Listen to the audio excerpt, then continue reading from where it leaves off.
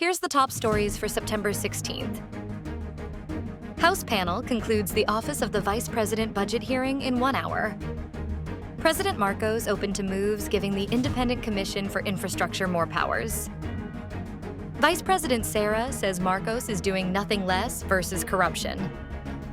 PAGASA tracks 2 low-pressure areas inside the Philippine area of responsibility.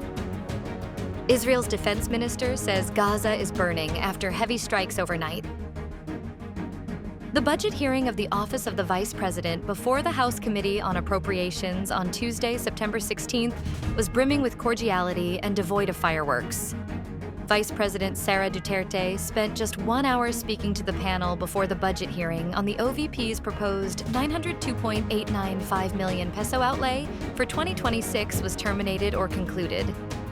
The situation was a far cry from the OVP budget hearing last year, when decorum took a back seat as an antagonistic Vice President Duterte responded 2 questions pertaining to her use of confidential and intelligence funds. These same issues were used as basis for the impeachment complaint that was lodged by the same legislative chamber before the Senate just last February. But the Vice President who attended the proceedings Tuesday was calm and composed. More importantly, she showed a willingness to engage in discussions by waiving the parliamentary courtesy to forego the questions. While President Marcos defined the Independent Commission for Infrastructure as a fact-finding team that has no contempt power, he will not close his doors for efforts to give the body more powers. A group of lawmakers has urged Congress to fast-track the passage of House Bill 4453, which seeks to institutionalize ICI, citing the need for contempt and expanded subpoena powers. The palace official also said that, if the contents of the bill are good, we can count on the president. Meanwhile, the Senate is also pushing to institutionalize ICI, a move that would ensure that the president's executive order would continue and become a permanent law. Senate President Vicente Tito Soto III has said that he would formally request Marcos to certify as Urgent Senate Bill 1215, also known as the Independent People's Commission. Castro said every move that seeks to strengthen the ICI would be welcome.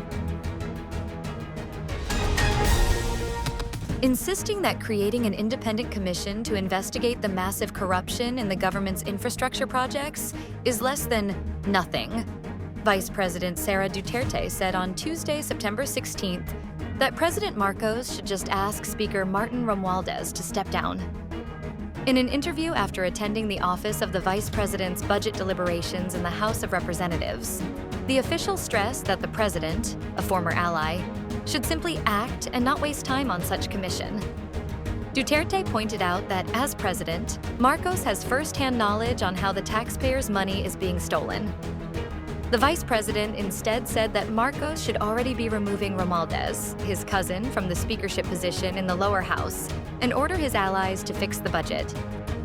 Her comments came after Malacanang announced the composition of an independent investigative commission that will look into the billions of pesos worth of anomalous flood control projects involving several government officials and private contractors. The Philippine Atmospheric, Geophysical, and Astronomical Services Administration on Tuesday, September 16th, said it is monitoring 2 low-pressure areas affecting the country, which may bring rains and possible flooding to several regions. In its latest weather forecast, PAGASA said that as of 3 a.m., 1 LPA was located 460 kilometers west of Coron, Palawan, while another was monitored 190 kilometers east-northeast of Huban, Sorsogon. Both LPA are inside the Philippine area of responsibility. As of 2 a.m., PAGASA said the LPA near Palawan has an unlikely chance of developing into a tropical depression within the next 24 hours. Israel's defense minister said Tuesday that Gaza is burning after heavy strikes overnight targeted Gaza City. Defense Minister Israel Katz's remarks come as Israel has been planning a new offensive targeting Gaza City. Palestinian residents reported heavy strikes across the city.